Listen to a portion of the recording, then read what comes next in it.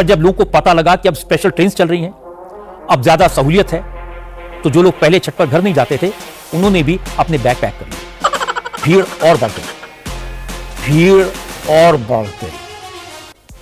ये जो रील्स पर रील्स बन रही है ना, सारी क्रिएटिविटी दिख रही है। छर्रा, कट्टा, दूनाली। दोस्तों, ये है मीडिया जगत का एक बहुत बड़ा नाम, सभी सीनियर पत्रकारों में से एक हैं, जिनको लोग प्यार से गोदी मीडिया के ताऊ भी कहते हैं।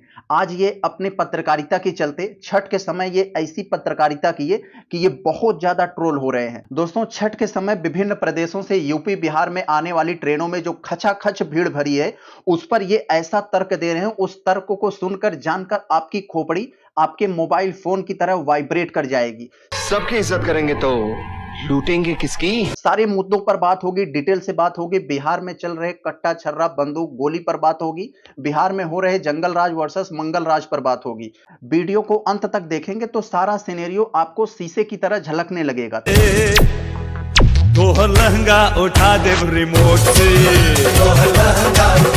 तो सबसे पहले हम बात कर ले अपने ताऊ जी। इन्होंने पत्रकारिता जगत में एक बहुत बड़ा नाम कमाया। जितनी हमारी आपकी उम्र नहीं होगी उससे ज्यादा समय से ये पत्रकारिता कर रहे हैं, लेकिन आज उसी नाम को ये सरकार की चापलूसी करते करते, सरकार की चाटुकारिता करते करते उस नाम को इस कदर मिट्टी में मिला रहे हैं जिसका कोई लिमिट नहीं है।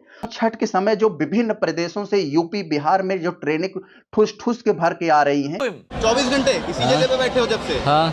हिल नहीं पा रहे हो? नहीं, अभी तक बाथरूम भी नहीं करने गए।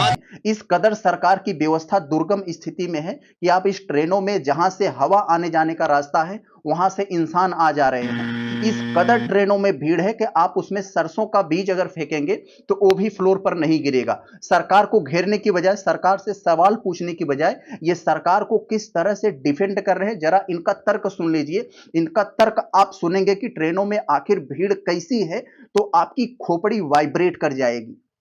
अश्विनी वैष्णव ने डेटा स्टडी करके प्लान बनाया, स्पेशल ट्रेन्स चलाई, फैसिलिटीज बढ़ाई, पर जब लोगों को पता लगा कि अब स्पेशल ट्रेन्स चल रही हैं, अब ज्यादा सहूलियत है, तो जो लोग पहले छत पर घर नहीं जाते थे उन्होंने भी अपने बैग पैक कर लिए। और भीड़ और बढ़ गई, अंदाजा गलत हो गया। मगर क्यों? इंतजामात कम पड़ने लगे, पर लोगों को इस बात का संतोष है कि रेलवे उनके ट्रैवल की, उनकी सुविधाओं की चिंता करता है, और यह विश्वास बड़ी चीज है। क्या बात है सर, क्या बात है सर, क्या बात, ये बात है।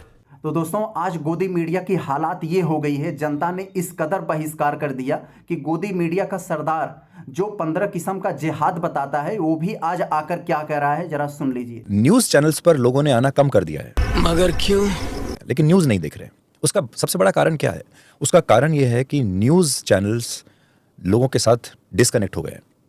लोग जो आपस में बात करते हैं बाहर, वो बातें कभी न्यूज चैनल पर नहीं आती, वो बातें आपके कभी डिबेट शोज में नहीं आती।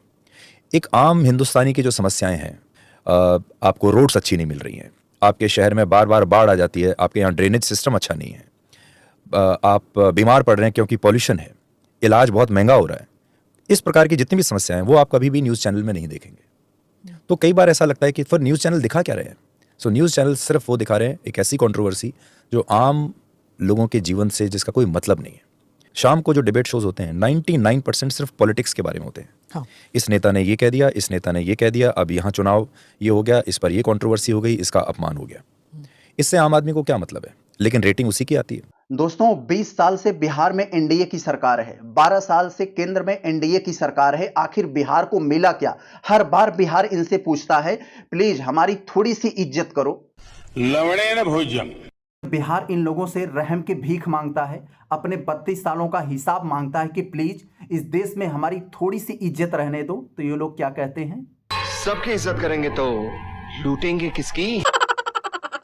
और दिल्ली में बैठकर पूरे प्रदेश को कैसे रिमोट कंट्रोल से चलाना चाहते हैं उसका जरा देख लीजिए नमूना। लाइट वाले स्टेज पर लाइट दो, लाइट वाले अगर मेरी बात सुन रहे हैं तो स्टेज पर जल्दी लाइट दें। जंगल राज, जंगल राज, जंगल राज। पूरे प्रदेश को कैसे ये कंट्रोल करना चाहते हैं, रिमोट कंट्रोल से कैसे चलाना चाहते हैं उसका जरा तर्क समझिए। जंगल राज, जंगल राज, जंगल राज। आप जो कह रहे हैं जंगल राज, वो जंगल राज नहीं था, वो गरीब पिछड़ा दलित के लिए वो मंगल राज था साथियों, वो मंगल राज था। दोस्तों, जब देश का प्रधानमंत्री बिहार की धरती पर उतरता है भाषण देने के लिए, तो शिक्षा, स्वास्थ्य, रोजगार पर बात करने के लिए उन्होंने अपने 32 सालों का हिसाब देने की बजाय छर्रा, कट्टा, दूनाली और घर से उठा लेने की धमकी देने लग गए हैं। और ये लोग जब दोस्तों यूपी में आते हैं तो बस इनको दंगा, हिंदू, मुस्लिम, मंदिर, मस्जिद, ये सब मुद्दे यहां पर दिखाई देते हैं। दोस्तों, आज किस कदर से आपको भटकाया जा रहा है, आपके मूल मुद्दों से ध्यान खींचा जा रहा है, ये सवाल पूछने की बजाय कि 20 साल में बिहार में आपकी सरकार है, 12 साल से केंद्र में आपकी सरकार है।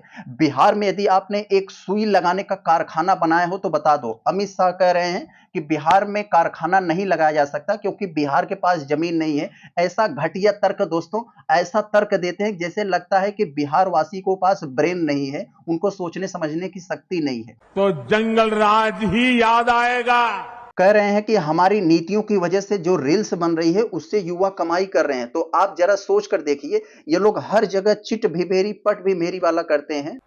ये जो रील्स पर रील्स बन रही है ना, सारी क्रिएटिविटी दिख रही है, उसमें भाजपा और एनडीए की नीतियों का बहुत बड़ा योगदान है।